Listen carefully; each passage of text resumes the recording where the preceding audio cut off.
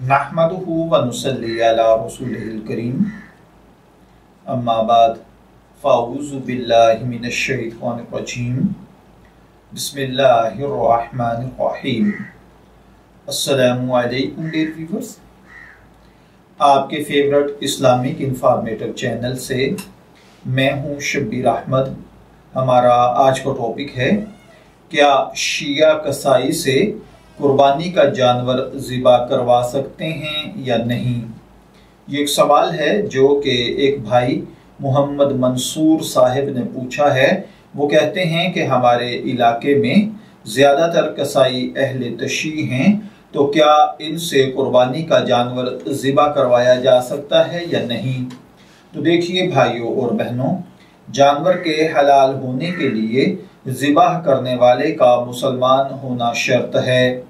लिहाजा अगर शिया कसाई फ़िरका इस्ना अशरिया से ताल्लुक़ रखता हो या सरी मुखालफ़ कुरान हो या कोई कुफ्रिया अकीदा रखता हो, जैसा कि कुरान पाक में तहरीफ का कायल हो, हज़रत आयशा सिद्दीक़ा रज़ियल्लाहु ताला अन्हा पर लगने वाली तोहमत को दुरुस्त मानता हो, हज़रत जिब्राइल अलैहिस्सलातु वस्सलाम के वही लाने में गलती का कायल ना हो, हज़रत अली रज़ियल्लाहु ताला अन्हो की अलवाहियत का कायल हो, तो ऐसा शख्स काफिर और दाराए इस्लाम से खारिज हो जाता है।